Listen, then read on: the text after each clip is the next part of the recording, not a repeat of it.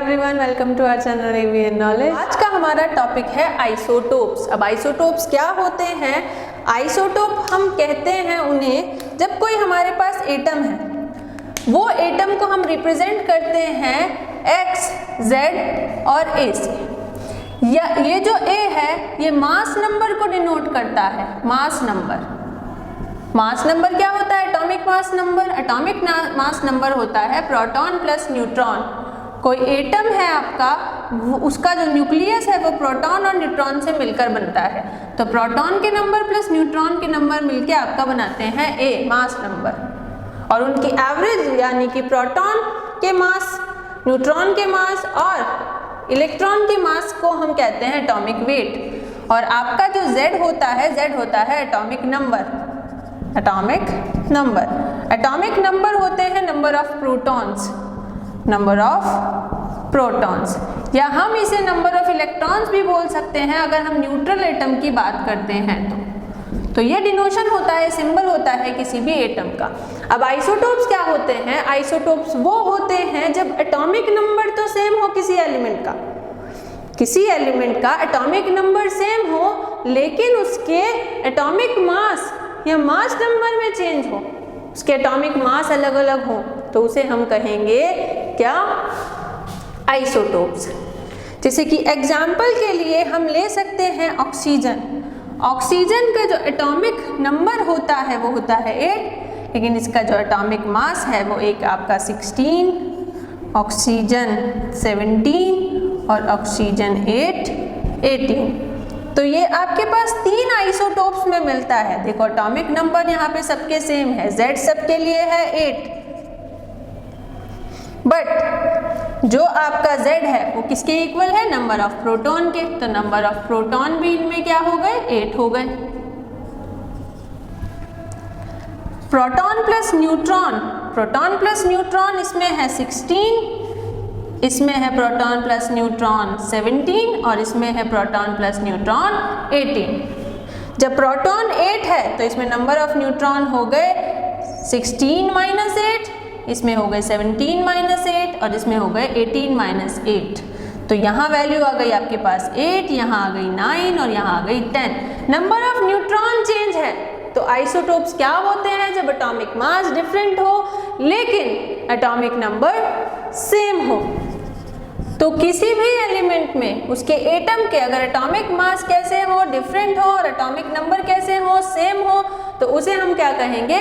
Isotopes कहेंगे। इसका एक और एग्जांपल हम ले सकते हैं। हाइड्रोजन जो है वो अपने 3 आइसोटोप्स के अंदर मिलता है।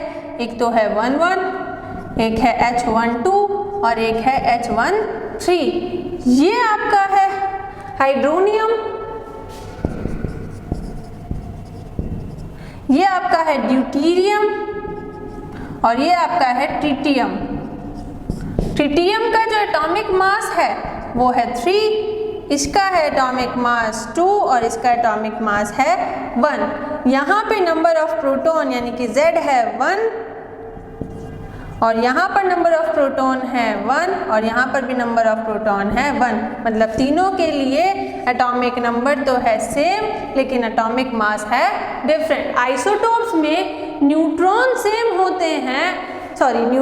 डिफरेंट होते हैं और नंबर ऑफ प्रोटॉन सेम होते हैं। एटॉमिक मास डिफरेंट किसकी वजह से होता है? न्यूट्रॉन के नंबर में चेंज होने की वजह से होता है। तो आइसोटोप हम किन्हें कहेंगे? आइसोटोप हम उन्हें कहेंगे कि जब किसी भी एलिमेंट में उसके एटम का एटॉमिक नंबर सेम हो लेकिन एटॉमिक मास डिफरेंट हो।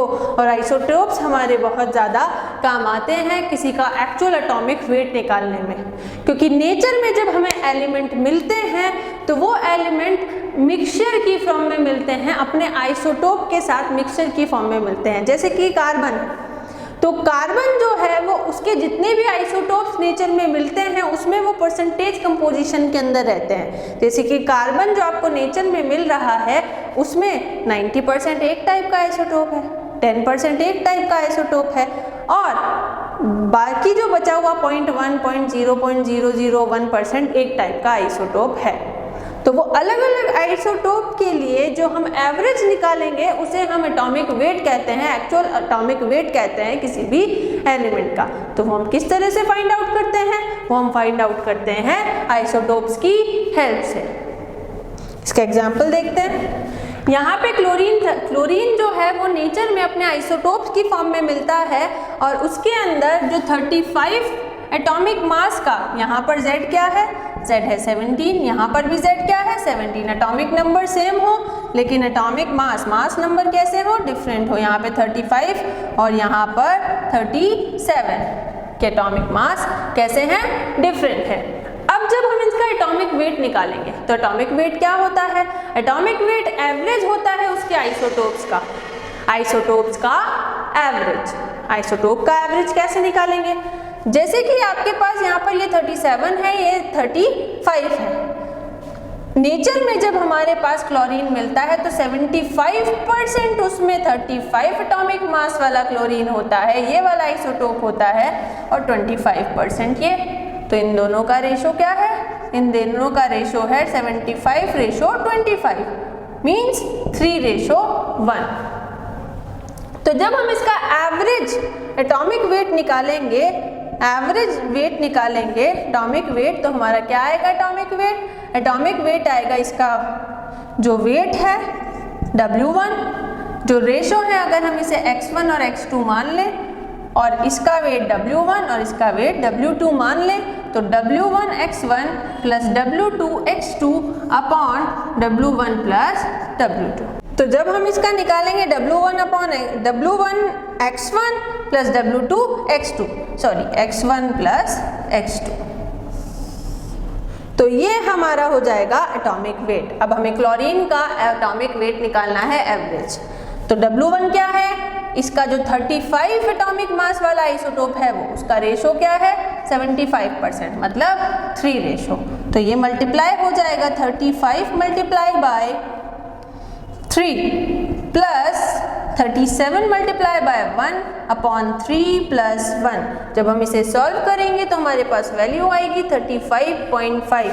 ये हमारा एटॉमिक वेट होता है क्लोरीन का, which can be decimal, but mass number कभी भी डेसिमल नहीं होते। यहाँ पे हमारे मास नंबर है, ये डेसिमल नहीं होते क्योंकि ये number of proton plus number of neutron होते हैं, और किसी के भी नंबर कभी भी हाफ या डेसिमल नहीं हो सकते। या तो 1 होगा या नहीं होगा, आधा होगा आधा नहीं होगा, आधा इलेक्ट्रॉन नहीं होता, या तो इलेक्ट्रॉन पूरा होगा या आधा प्रोटॉन नहीं होता। या तो प्रोटॉन पूरा होगा, 2 होंगे, 3 होंगे, 2.5 प्रोटॉन नहीं हो सकते आपके।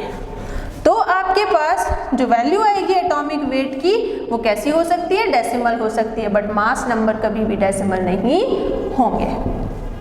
यहाँ पे मास नंबर आपके होल नंबर है, और यहाँ पे जो एटॉमिक वेट आएगा वो आपका आएगा 35.5। तो एटॉमिक वेट क्या होता है? एटॉमिक वेट एवरेज होता है किसी भी एलिमेंट का, उसके आइसोटोप्स का एवरेज होता है। तो आइसोटोप्स हमारे एटॉमिक वेट निकालने के लिए बहुत ज़्यादा इंपॉर्टेंट है। इसी तरह से अगर हमें नेचर में मिलने वाले एलिमेंट्स का परसेंटेज कंपोजिशन पता है कि कितने परसेंटेज में वो प्रेजेंट हैं, तो हम इजीली उनके लिए इस तरह से एटॉमिक वेट फाइंड आउट कर सकते हैं। इसके बाद हमारी नेक्स्ट डेफिनेशन है आइसोबार्स।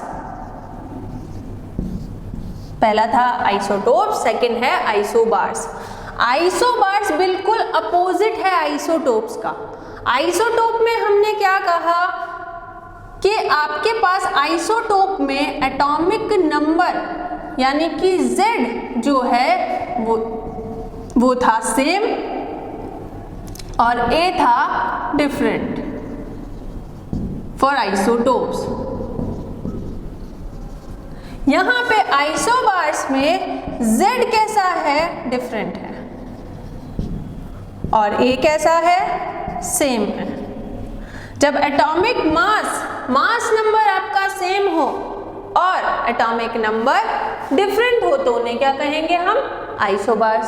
जैसे कि एग्जाम्पल आपका ट्रीटियम आपका है 13, इसके अंदर Z है आपका 1, एटॉमिक नंबर हाइड्रोजन का क्या होता है? 1 होता है, हाइड्रोजन का आइसोटोप है जिसे हम कह रहे हैं ट्रीटियम, और इसका जो एटॉमिक मास है वो आपका है 3, मतलब प्रोटॉन प्लस न्यूट्रॉन आपका है 3।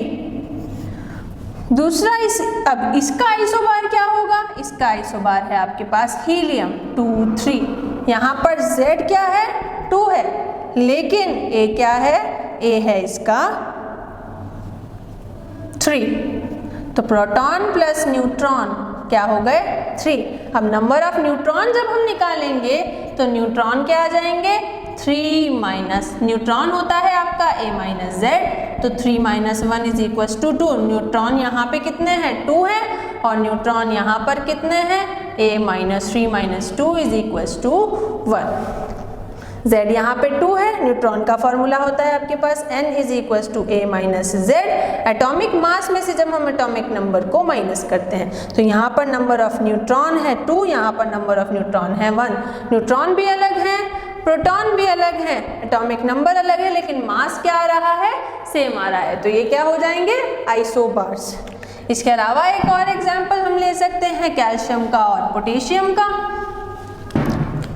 कैल्शियम का जो आपका सिंबल है वो होता है कैल्शियम 2040, और पोटेशियम का सिंबल होता है 1940।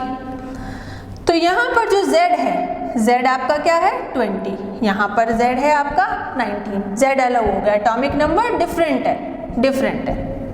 इसके बाद नंबर ऑफ प्रोटॉन वही होंगे जो एटॉमिक नंबर होता है। प्रोटॉन आपके हो गए यहाँ पर 19 और यहाँ पर 20। यहाँ पर नंबर ऑफ इलेक्ट्रॉन वही न्यूट्रल एटम है, तो number of electron number of proton के इक्वल होंगे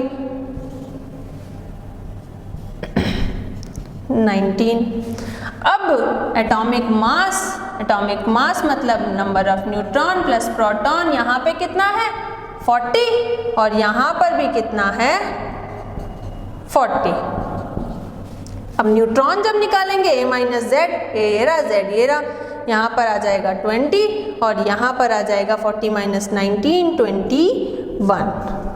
न्यूट्रॉन अलग है, Z अलग है, क्या सेम है? तो आपका है एटॉमिक मास नंबर सेम है, इन्हें हम क्या कहेंगे? आइसोबार्स। तो इसके बाद अगली डेफिनेशन पे चलते हैं। इसके बाद हम अगली डेफिनेशन की तरफ चलते हैं, और वो अगली डेफिनेशन है आपकी आइसोटोन, आइसोटोनिक या आइसोटोन। आइसोटोन इसे हम आइसोन्यूट्रॉनिक भी कहते हैं, आइसोन्यूट्रॉनिक। आइसोन्यूट्रॉनिक का क्या मतलब हो गया? न्यूट्रॉन सेम है। न्यूट्रॉन कैसे हो गए? सेम हो गए। तो आइसोन्यूट्रॉनिक क्या होंगे? जिनके अंदर नंबर ऑफ न्यूट्रॉन सेम हो। अब जिनके लिए भी न्यूट्रॉन सेम होंगे उन्हें हम कह देंगे आइसोटोन या फिर आइसोन्यूट्रॉनिक, जैसे कि हाइड्रोजन, ट्रिटियम और हीलियम। यहाँ पर Z है 1, यहाँ पर Z है 2। Z डिफरेंट है, नंबर ऑफ प्रोटॉन डिफरेंट है।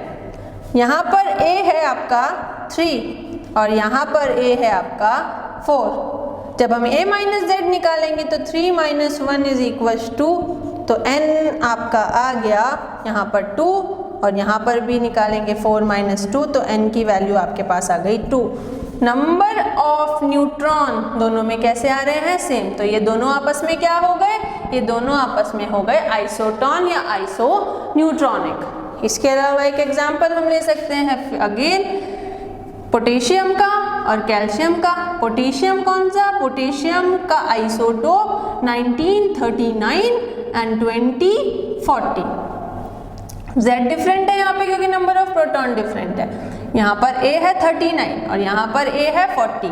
39 minus 19 is equal to 20। Number of proton क्या होते हैं? नंबर ऑफ न्यूट्रॉन क्या होते हैं? A minus Z। तो A आपका 39 माइनस 19 20 आ गया। यहाँ पर आपका 40 माइनस 20, ये भी कितना आ गया? 20। नंबर ऑफ न्यूट्रॉन कैसे हैं? सेम। तो ये दोनों भी आपस में क्या हो जाएंगे? आइसोन्यूट्रॉनिक। इसके बाद हमारे पास डेफिनेशन आती है फोर्थ डेफिनेशन आइसो इलेक्ट्रॉनिक। तो अब फोर्थ है अपना आइसो इलेक्ट्रॉनिक। आइसो इलेक्ट्रॉनिक से ही पता चल रहा है इलेक्ट्रॉन सेम है। क्या सेम है? इलेक्ट्रॉन सेम है। अब एटम, आयन, मॉलिक्यूल कुछ भी हो, अगर इलेक्ट्रॉन सेम है तो उस स्पीशीज को क्या कहेंगे हम? उस स्पीशीज को हम कहेंगे आइसो इलेक्ट्रॉनिक स्पीशीज। तो इसका एग्जाम्पल क्या हो सकता है?